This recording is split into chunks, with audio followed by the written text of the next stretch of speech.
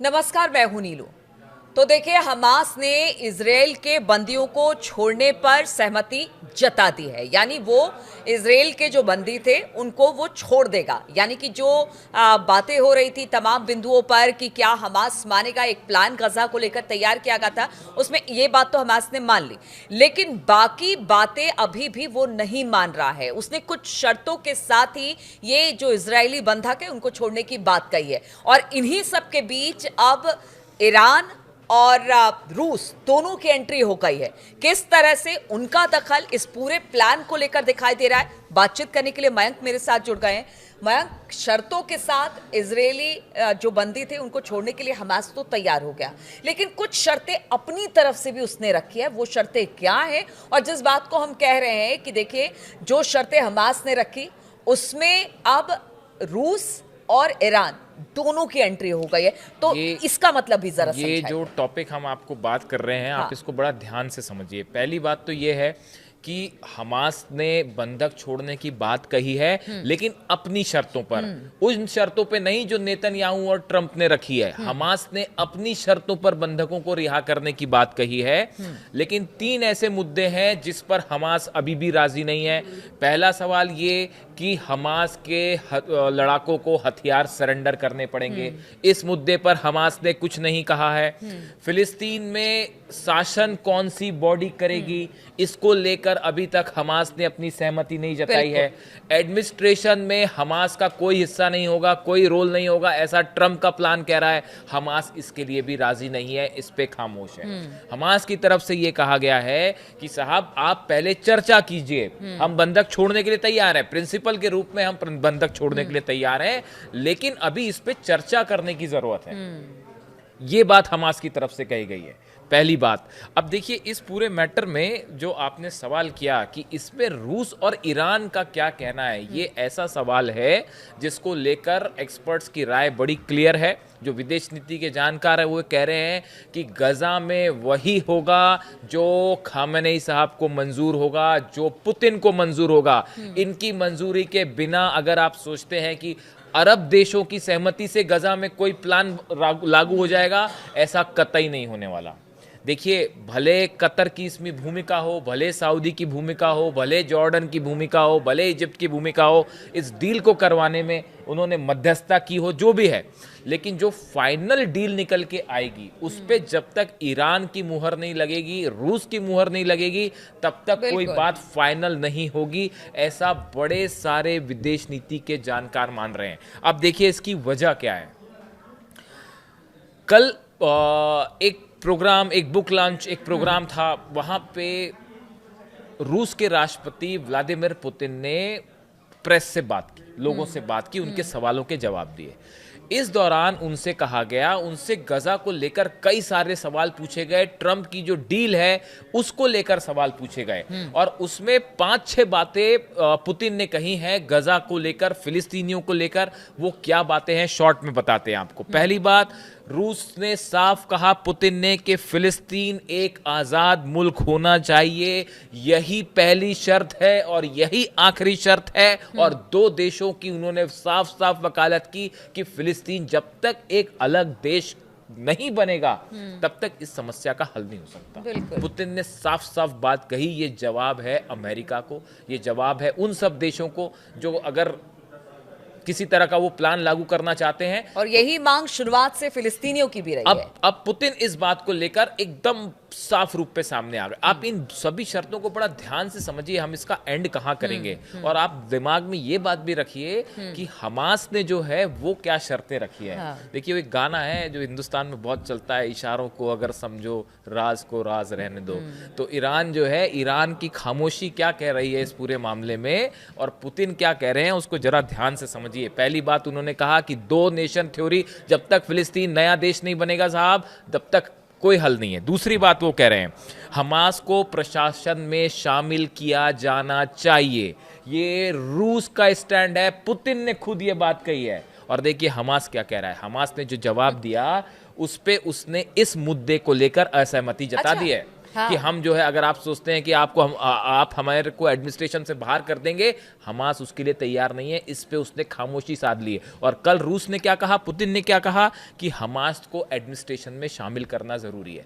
तीसरी बात सुनिए, हमास का प्रशासन को समर्थन हो। पुतिन ने यह कहा कि जो नई बॉडी की बात हो रही है कि एक फिलिस्तीनियों की बॉडी बनेगी, फिर उसको मॉनिटर करने के लिए एक इंटरनेशनल बॉडी होगी जिसमें ट्रंप उसकी अध्यक्षता करेंगे, जिसमें टोनी ब्लेयर होंगे, उसको लीड करेंगे।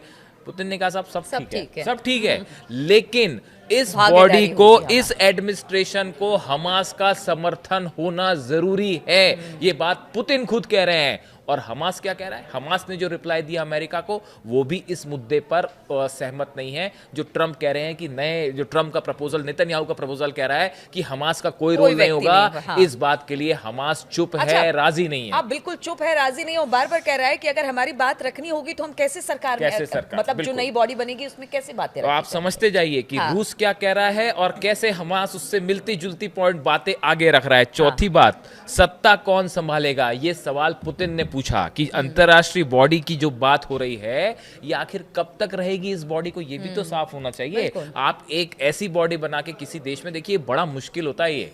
हमारे पास, आप चाहे जो मान के चलें, आप किसी भी देश का एग्जाम्पल उठा के देख लें, अफगानिस्तान उठा लें, वियतनाम उठा लें, इराक उठा लें, लीबिया उठा लें, सीरिया उठा लें, कोई भी देश उठा लीजिए जहां पे वहां के जो लोकल रहने वाले लोग हैं, आपको एक स्थायी सरकार जब तक उनका समर्थन नहीं होगा, कोई फॉरेन बॉडी आके अगर सोचे कि किसी देश में हम सत्ता जमा लें, वो नहीं हो सकता, सक्सेसफुल हो ही नहीं सकता।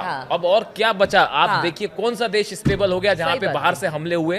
हाँ, तो आप यही पुतिन कह रहे हैं कि साहब देखिए, आप अगर बाहर से कोई बॉडी बना के गजा में कोई प्लान कर रहे हैं कि हम यहाँ पे जो है सरकार थोड़े दिन के लिए तो ठीक है, इसका जो है ये कब तक आप बाहर, आप ये भी तो बताइए, 1 महीना, 2 महीना, 1 साल, 2 साल, ये बाहर की बॉडी कब तक वहां शासन करेगी? भाई आप, और यही सवाल हमास भी पूछ रहा है, यही सवाल हमास भी कह रहा है। वो भी इस बात के लिए राजी नहीं साहब। वो चाहता है कि ये बात तो क्लियर हो, पहले इस पे चर्चा तो कीजिए कि अगर जो बाहर की बॉडी आप बता रहे हैं, जो फिलिस्तीनियों की एक बॉडी बनेगी, करने तक रहेगी, उसके बाद रहेगी, कब तक रहेगी, कितना वक्त लगेगा, क्या कुछ तो बताइए। अनंत काल के लिए तो रहेगी नहीं वो। अब ये देखिए, उसके बाद पुतिन ने एक और ऑप्शन दे दिया। उन्होंने कहा कि जो राष्ट्रपति अब्बास है, PLO के लीडर हैं, और जो PLO की सरकार है, इसी को ही क्यों ना एडमिनिस्ट्रेशन का अधिकार दिया जाए, बजाय इसके कि आप कोई एक दूसरी गवर्निंग बॉडी बनाए जो कि जिसको लेकर बड़ा संशय है, फिलिस्तीनी भी जिसको लेकर मानेंगे नहीं मानेंगे, बड़ा। तो क्यों ना जो महमूद अब्बास है उन्हीं के नेतृत्व में, बल्कि वो ज्यादा आसान होगा। ये इन्होंने चौथी बड़ी बात कही। उसके बाद 5वीं बड़ी बात पुतिन कह रहे हैं। पुतिन कह रहे हैं कि जो सुरक्षा के लिए एक इंटरनेशनल फोर्स बनाने की बात हो रही है, जिसमें अरेबियन कंट्रीज की कुछ फोर्स होगी और अमेरिका और कई देशों की फोर्स होगी, इन फिलिस्तीनियों की सुरक्षा में जो रेबेलियन ग्रुप है यानी हमास, उसका भी रोल होना चाहिए। ये पुतिन कह रहे हैं कि भाई जो एक इंटरनेशनल फोर्स की आप बात कर रहे हो, उसमें हमास काफी लंबे समय तक, एक बात उसको भी आप शामिल करिए, कंटिन्यू करेंगे। लेकिन एक बात है, अब तक का हमास या गजा को लेकर पुतिन इतने खुलकर कभी नहीं बोले, लेकिन आज ये पहली बार है, आप समझिए इस बात को, कि खुलकर बोला, एक एक बिंदु पर बोला है और अपनी बात उस पर रखी है और एक तरह से समर्थन किया है गजा और वहां पर रहने वाले लोगों का। और ये पुतिन का स्टेटमेंट आया और उसके बाद रात को खबर आई कि साहब हमास ने अपनी बातें सामने रख दी है। और वो जेरोक्स कॉपी देखी आपने, वो वैसी थी वो।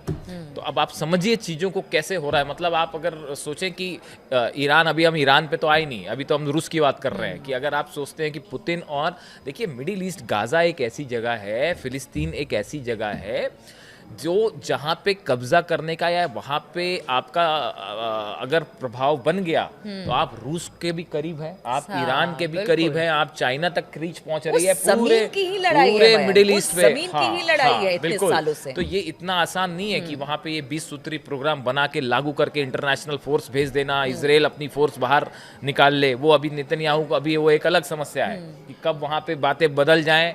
हमास यही कह रहा है कि इस बात की क्या गारंटी कि कल को हम हथियार सरेंडर कर दें और उसके बाद पलट जाए आप, फिर उसके बाद क्या होगा, फिर दूसरी बार हथियार थोड़ी ना मिल जाए, दूसरी बार फिर वो ग्रुप थोड़ी ना खड़ा हो जाएगा। ये हमास की समस्या। अब देखिए 5वीं बात जो ये कह रहे हैं कि जो रूस ने कहा, पुतिन ने खुद कहा कि सुरक्षा में आप जो है हमास को कुछ नेताओं को भी शामिल करिए। 6ठी बात, ये कतई मंजूर नहीं होगी इजराइल को। इस डील में बड़े सारे ट्विस्ट एंड टर्न है। ये बात जहां तक मैं समझ पा रहा हूं या कुछ लोग समझ पा रहे हैं जो विदेश नीति के जानकार हैं, इजराइल इस बात के लिए राजी ही नहीं होगा। अब देखते हैं क्या होता है। छठी बात, सत्ता का ट्रांसफर कब तक होगा।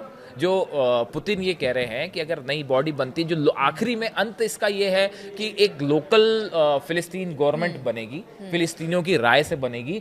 ये सत्ता का ट्रांसफर कब तक होगा, आप इसके लिए कोई समय सीमा तय करेंगे कि कब इलेक्शन करवाएंगे, या इसका एक फ्रेमवर्क होना चाहिए। सातवीं बात कह रहे हैं कि चर्चा होनी चाहिए, हर मुद्दे पर बारीकी से एक्सपर्ट्स के साथ बैठ के चर्चा होनी चाहिए, जिसमें टाइम लगेगा। आज हमास ने जो शर्त रखी है, जो अपनी बातें सामने रखी अमेरिका के साथ, उसमें हमास भी यही कह रहा है कि वक्त चाहिए एक एक चीज़ पे चर्चा करने का। ये इतना आसान नहीं है कि हथियार सरेंडर कर दे, नई सरकार बन जाए, इजराइल बाहर आ जाए। अरे हर चीज़ इतनी जल्दी जल्दी नहीं हो सकती। तो यही बात कल पुतिन ने कही, तो 4 घंटे बाद हमास ने भी यही बात कही। इसीलिए तो हम कह रहे हैं, क्या इसको हम ये मान के चले कि पेच फंसा दिया, पेच फंसा है। देखिए ये जो हो रहा है, ये आइसोलेशन में नहीं हो रहा कि ये जो डेवलपमेंट हो रहे हैं आपको लग सकता है। अब देखिए ईरान में, एक तो आप ईरान के समाचार पत्र उठा के देख लीजिए, जितने न्यूज़पेपर्स हमने फॉलो किए, जो ईरान का लोकल मीडिया फॉलो किया, ईरान में जो ये ट्रंप का 20 पॉइंट प्रस्ताव है, इसको लेकर जबरदस्त गुस्सा है लोगों में। ईरान का एक भी रहने वाला बंदा इस बात के लिए राजी नहीं है कि ये जो डील आई है इस पे सहमत हो जाए। उनका कहना ऐसा है, इस डील को मानने का मतलब है आप फिलिस्तीनियों को उनकी जमीन से हटा देना, आप उनका प्रभाव खत्म कर देंगे। ये एक प्रकार का सरेंडर होगा। यही चीज ईरान में इस समय चल रही है। ये बात हम नहीं कह रहे, ये बात ईरान में कही जा रही है। ईरान के लोग ये बात कह रहे हैं, ईरान का मीडिया ये बात कह रहा है कि इस प्रस्ताव को मानना सरेंडर करने जैसा होगा। ऐसा ईरान का कहना है इस मामले में, जो वहां का लोकल मीडिया कह रहा है। लेकिन बड़े गौर करने वाली बात है कि ईरान की तरफ से अभी तक इस 20 पॉइंटर जो प्रोग्राम है, इसको लेके ईरान चुप है।